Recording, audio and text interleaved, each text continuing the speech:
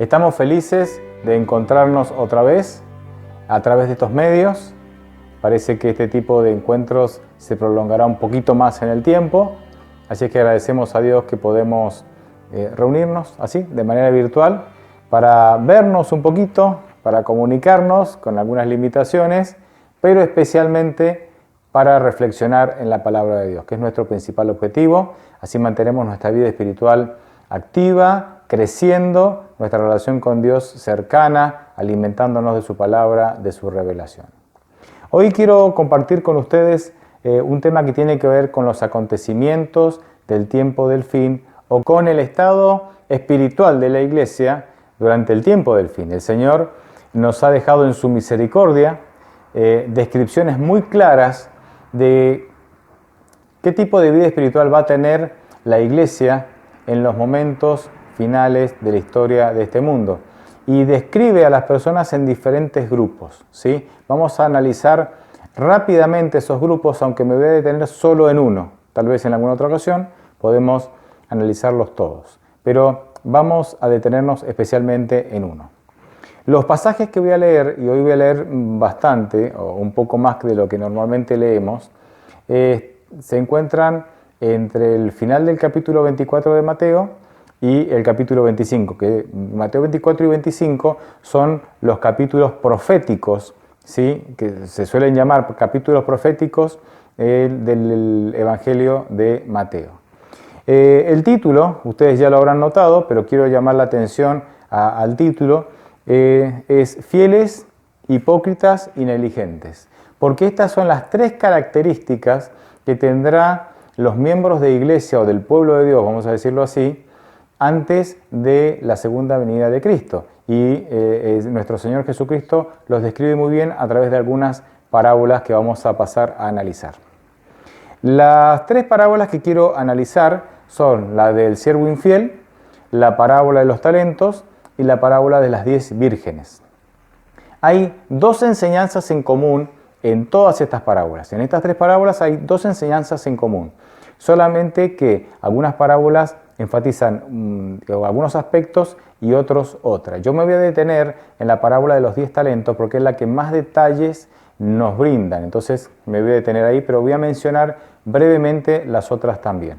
Las dos enseñanzas que tienen en común estas tres parábolas son la preparación para la segunda venida y cómo es nuestra actitud ante la demora.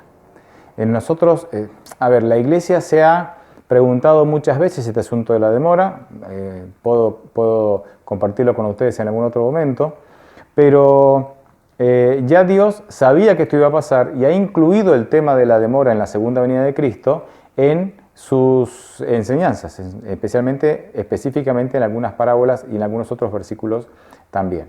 Así es que esto no debería sorprendernos, aunque sí nos debería hacer reflexionar, porque es muy triste que nosotros, por nuestra condición espiritual, estemos demorando la segunda venida de Cristo, que es lo mejor que nos puede pasar. Bien, un tema para reflexionar.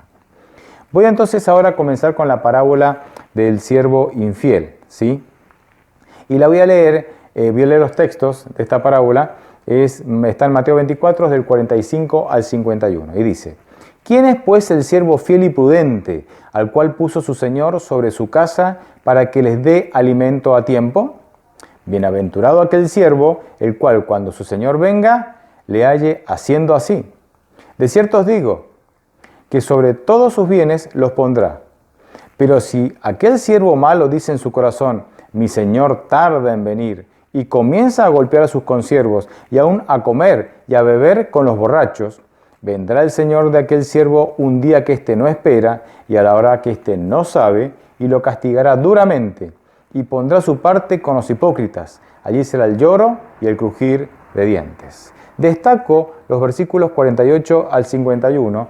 En estos versículos hay tres conceptos que creo que son el corazón de las enseñanzas de esta parábola. Esos tres conceptos es siervo malo, mi señor se tarda en venir, y este siervo, por ser un siervo infiel, será contado con los hipócritas. Ahí están los tres grandes conceptos. Podríamos resumirlo de la siguiente manera.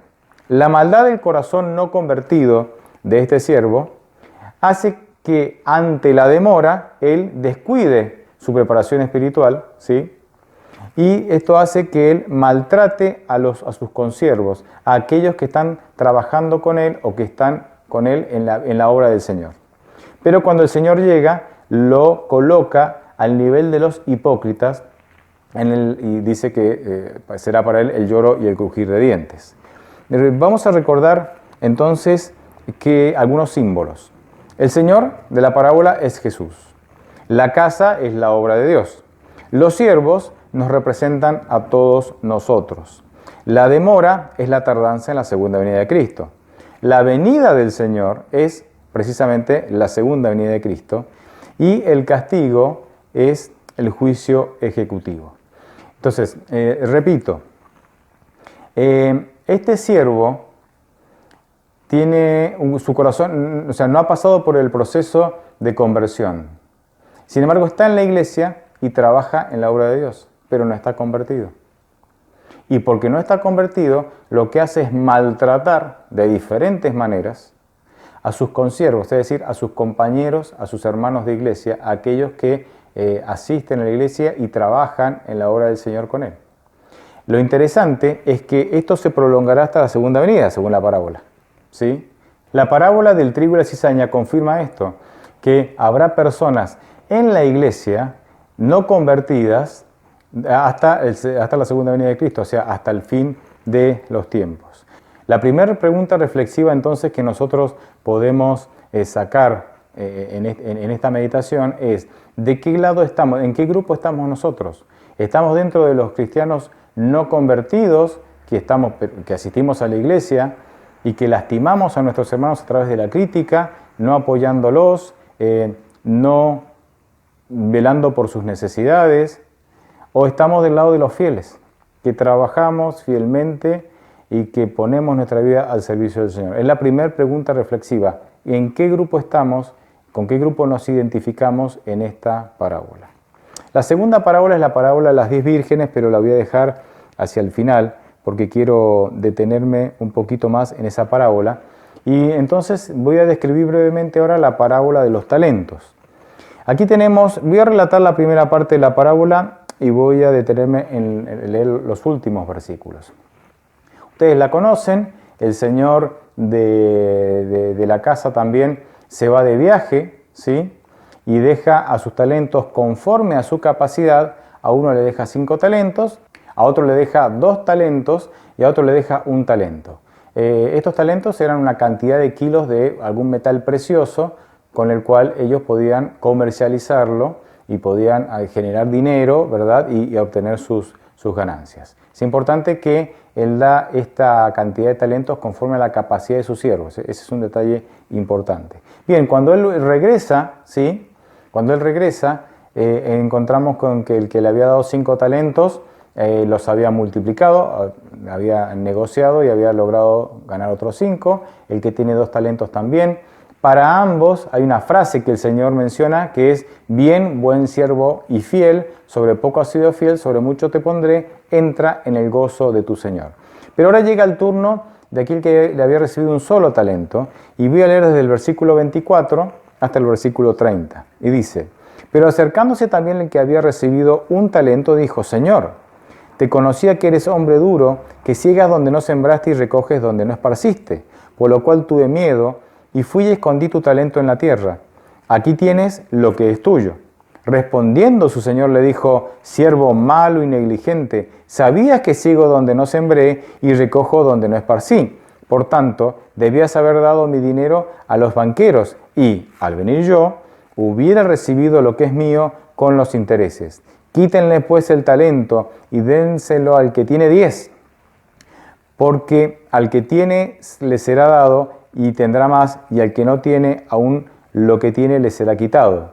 Y al siervo inútil échenlo en las tinieblas de afuera, donde será el lloro y el crujir de dientes. Hay muchísimas cosas que explicar aquí, muchos detalles. Tendríamos que hacer una reflexión solo con esta parábola, pero no es el objetivo. Solamente que voy a destacar los 2 puntos que tienen, las 2 enseñanzas que tienen en común con las otras 2 parábolas. El concepto de demora lo vemos en el versículo 19, cuando dice, después de mucho tiempo regresó el Señor de aquellos siervos y arregló cuenta con ellos. Ahí vemos el concepto de demora, que se repite en las tres parábolas. Y el concepto de falta de preparación espiritual o negligencia de parte de este siervo, lo vemos o lo apreciamos en los versículos 24 al 30, que recién acabo de leer, en donde el siervo no actuó conforme a lo que conocía de Dios.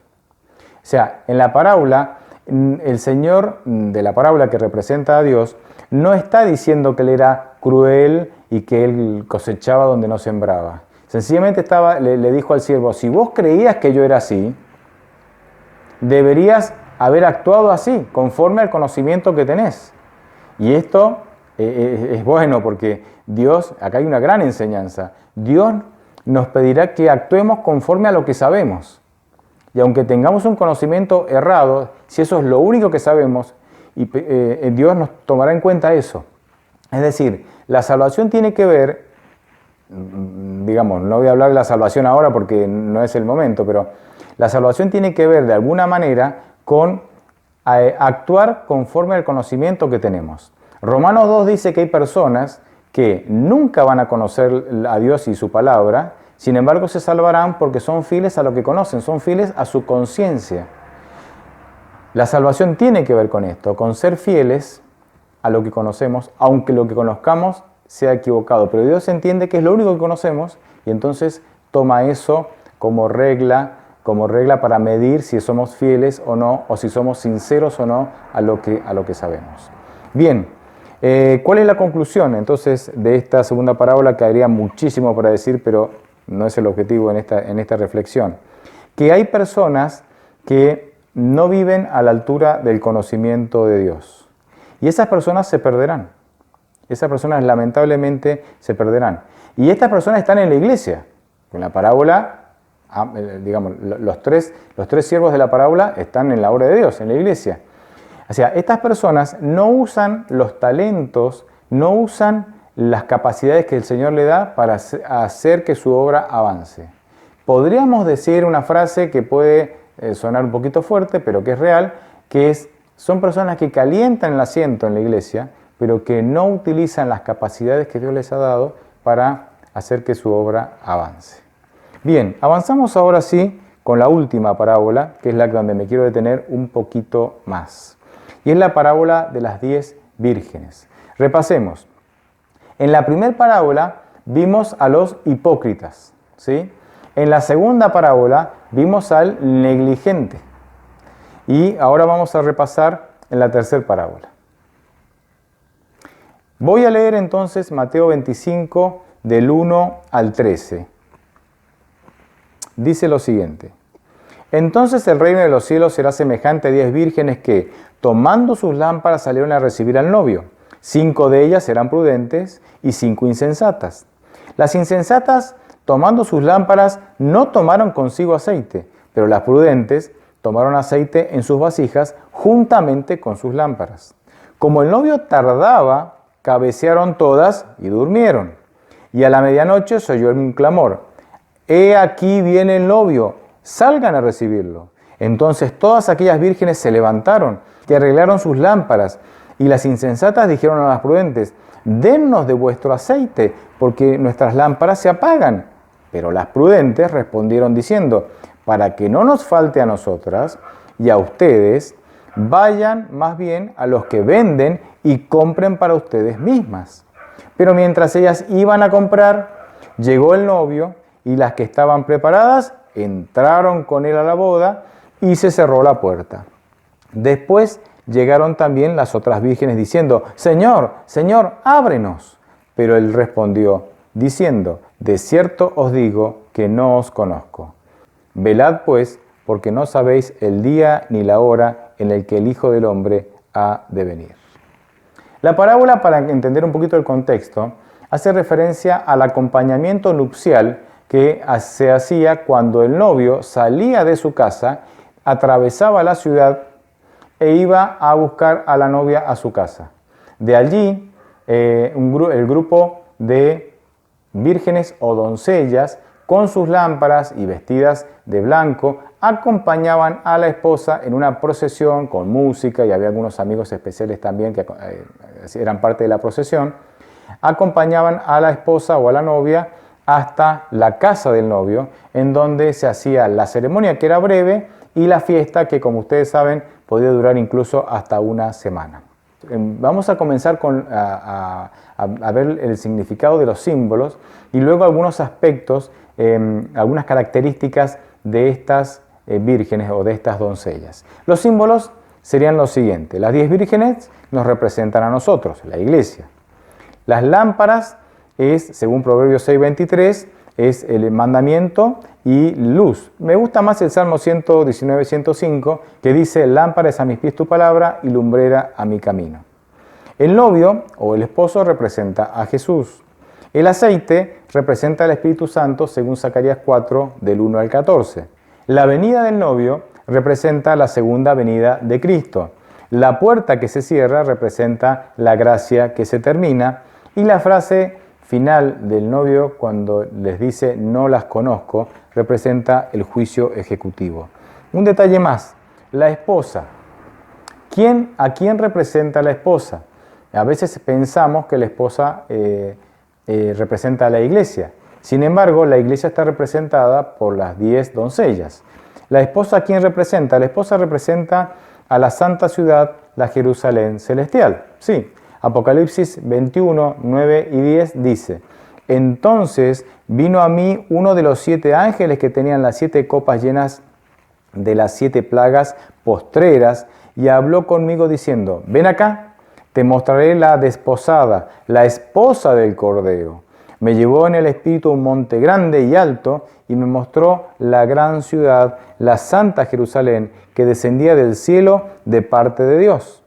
En Apocalipsis 19:9 también vemos que el pueblo de Dios constituye los invitados a la boda, no son la esposa del Cordero. Y en Apocalipsis 21:2 declara: y yo, Juan, vi la santa ciudad, la nueva Jerusalén, descender del cielo de parte de Dios, ataviada como una esposa hermoseada para su esposo. La parábola de la fiesta de bodas de Mateo 22 también nos explica que nosotros somos los invitados a las bodas del Hijo del Rey, pero que no somos la esposa, la iglesia no es la esposa del Hijo del Rey. Esta boda, la boda de Cristo con la ciudad, consiste, obviamente es simbólico, Cristo no se puede casar con una ciudad. Sencillamente esa boda representa que el momento en el que Cristo recibirá su reino, y su reino está representado por la Nueva Jerusalén, y ahí recibirá su coronación como Rey de Reyes y Señor de Señores, cuando finalice su ministerio sumo sacerdotal en el lugar santísimo del santuario celestial y antes de que Él venga a buscarnos. Bien, vamos con algunas características de las vírgenes o de las doncellas. La primera característica: las vírgenes representan a la iglesia. Es decir, cuando Cristo lo menciona esta parábola, está describiendo cuál será la condición espiritual de la iglesia justo antes de que Él venga, ¿sí? La segunda característica es de que todas ellas se duermen. El versículo 5 dice esto: todas ellas se duermen. Esto habla de que tanto las fieles como las insensatas somos débiles. Entonces, en la iglesia somos todos débiles. La debilidad no es un impedimento para que nosotros podamos prepararnos para la segunda venida de Cristo. La tercera característica es la siguiente: las vírgenes insensatas no se prepararon para lo que vendría después de la espera, después de la demora. O sea, tenían aceite solo para sobrevivir, digámoslo así, durante la demora, pero no para después. Y la pregunta es ¿por qué? ¿Por qué ellas no están preparadas para lo que iba a venir después de la demora, de la tardanza del novio, del esposo? Es decir, para lo que vendría para la segunda venida de Cristo. Porque es interesante que ellas tienen la presencia del Espíritu Santo durante la demora, pero no tienen la presencia del Espíritu Santo para los últimos acontecimientos que vienen justamente antes de la segunda venida de Cristo. Voy a leer para contestar esta pregunta 3 citas cortas. La primera dice lo siguiente: el Espíritu obra en el corazón, está hablando del Espíritu Santo, El Espíritu Santo obra en el corazón del hombre de acuerdo con su deseo y consentimiento, implantando en él una nueva naturaleza. Pero las personas representadas por las vírgenes insensatas se han contentado con una obra superficial. No conocen a Dios, no han estudiado su carácter, no han mantenido comunión con Él, por lo tanto no saben cómo confiar en Él.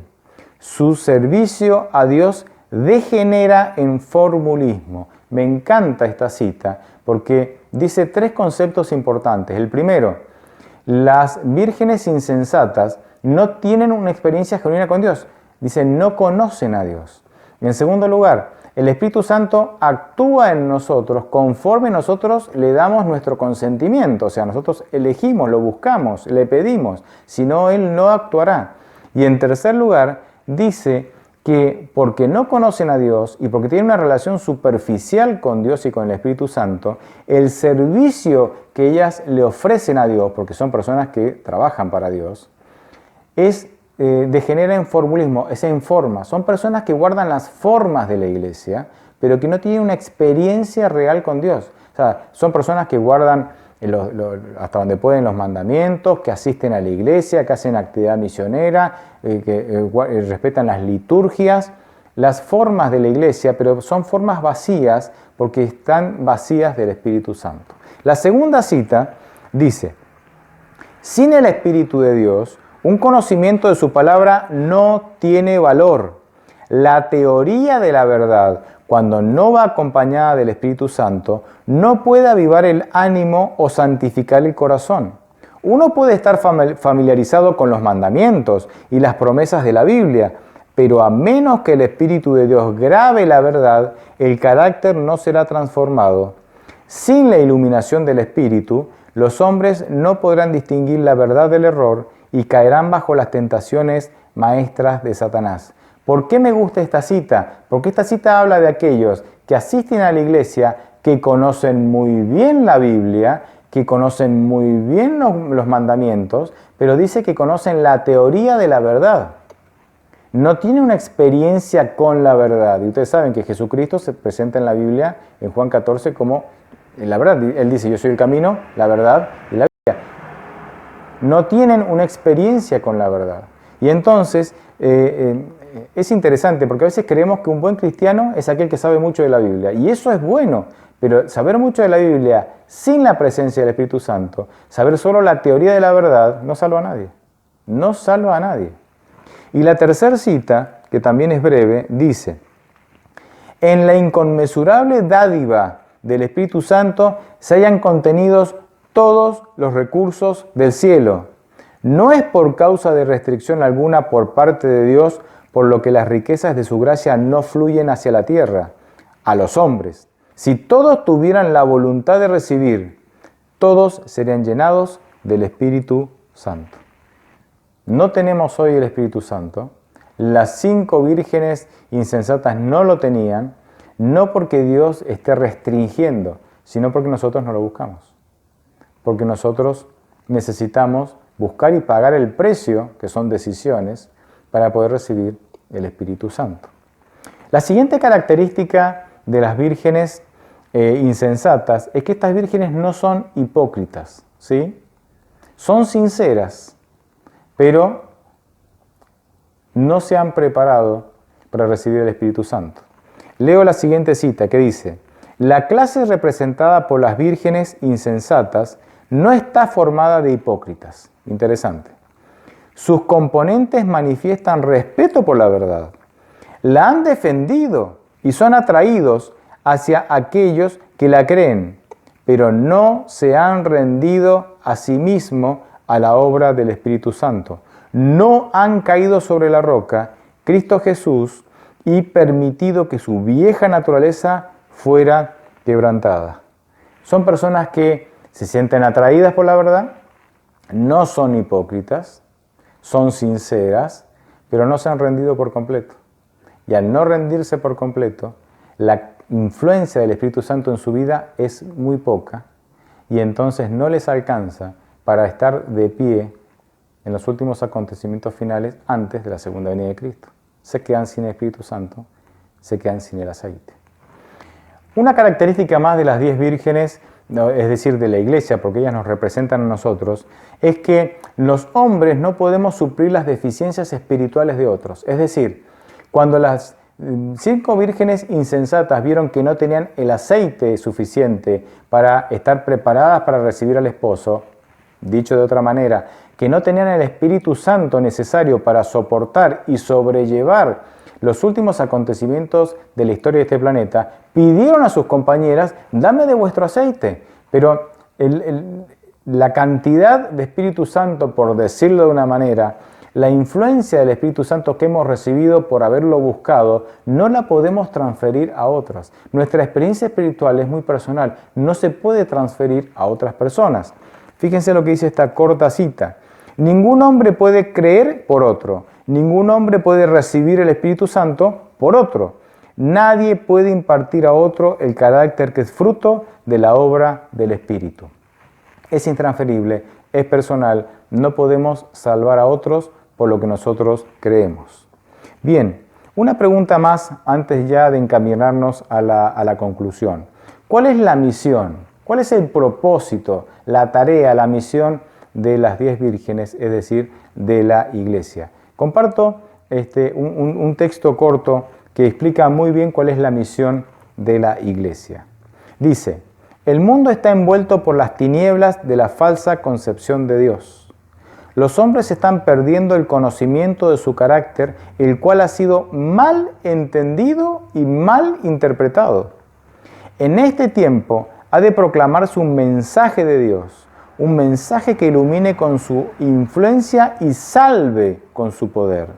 Su carácter ha de ser dado a conocer. Sobre las tinieblas del mundo ha de resplandecer la luz de su gloria, de su bondad, de su misericordia y su verdad. Fíjense que la gran tarea de las 10 vírgenes no es predicar, los 10 mandamientos, aunque esa obviamente hay que hacerlo, eso no está mal. La gran tarea, la base de la predicación de la iglesia es dar a conocer el carácter de Dios. ¿Por qué? Porque ha sido mal interpretado. Porque ha sido tergiversado. ¿Por quién? Por el enemigo de Dios, por Satanás.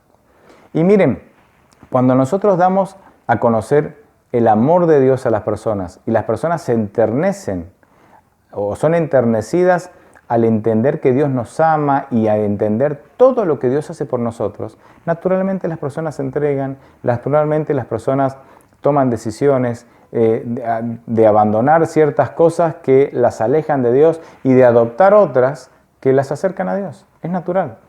Nosotros tenemos que evitar caer en la tentación de adoctrinar a las personas. Eso no está mal, pero eso no puede ser el centro de nuestra predicación. El centro de nuestra predicación es mostrarles a las personas cuál es el carácter de Dios.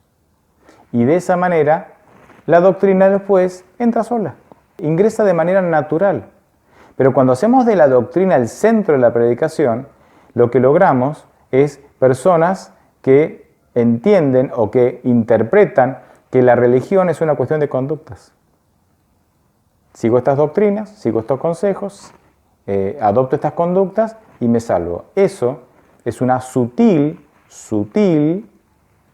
versión de salvación por obras.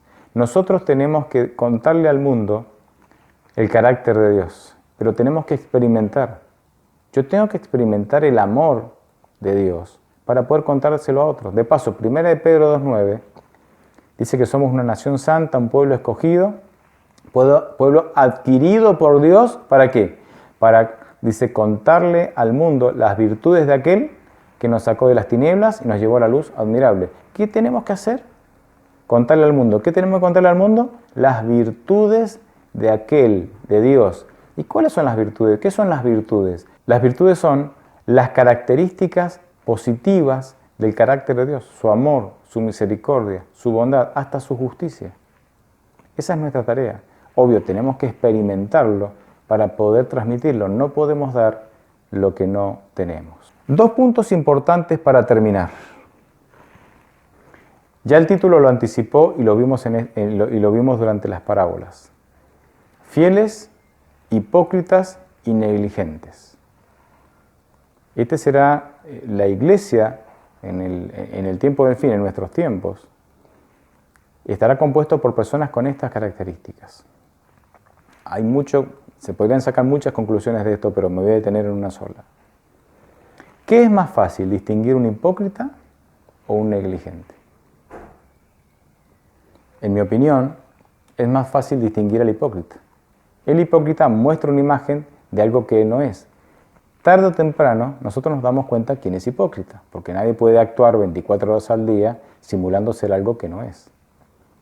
Es más difícil discernir quiénes son los negligentes, porque son personas que creen en la verdad, que se entusiasman con la verdad, que trabajan en pro de la verdad, que defienden la verdad, que les gusta juntarse con los que creen la verdad, que asisten a la iglesia, siguen las formas, pero no han entregado por completo su corazón. Tienen una relación superficial con Dios y con el Espíritu Santo.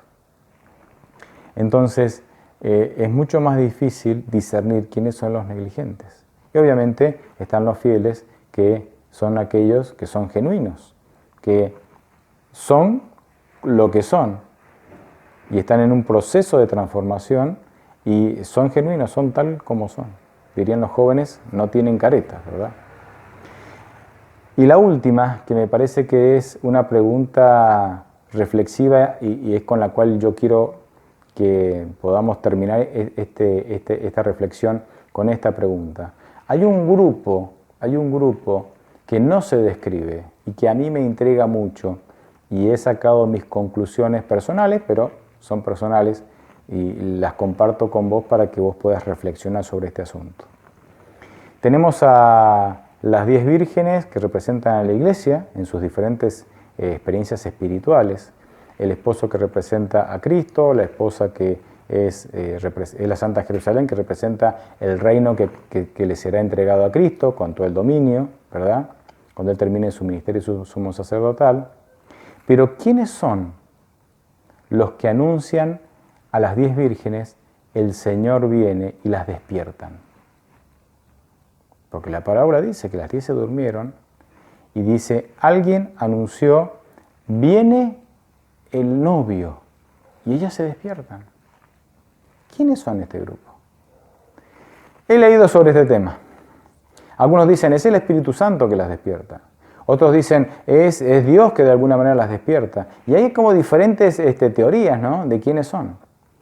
Pero la realidad es que la Biblia dice con toda claridad que los que anuncian que Cristo viene pronto son seres humanos.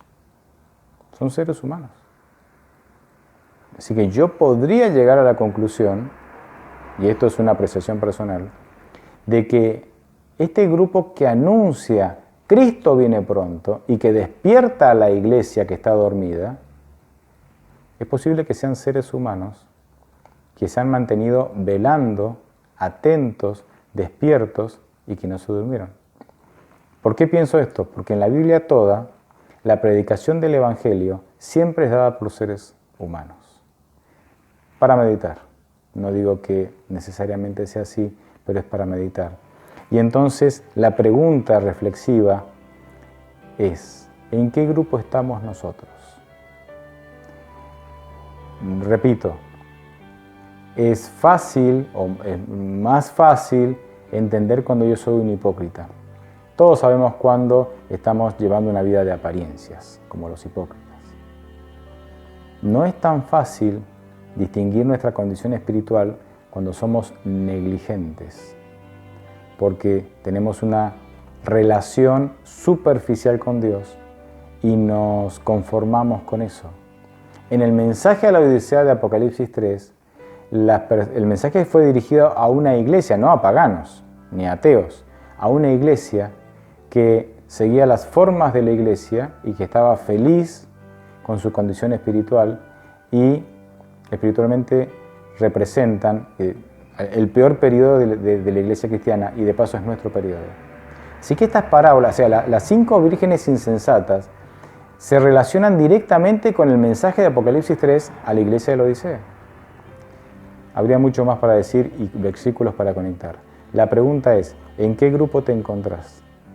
Si no estás segura, si no estás seguro del grupo en el que te encontrás, yo te animo a que pasemos tiempo en ayuno y en oración, pidiéndole a Dios que el Espíritu Santo nos pueda dar discernimiento para que yo pueda entender cuál es mi condición espiritual. Porque si no hacemos esa tarea, si no dedicamos tiempo a esa tarea, puede venir el novio y puede encontrarnos no preparados y ya no habrá más tiempo para prepararnos. Que Dios te bendiga.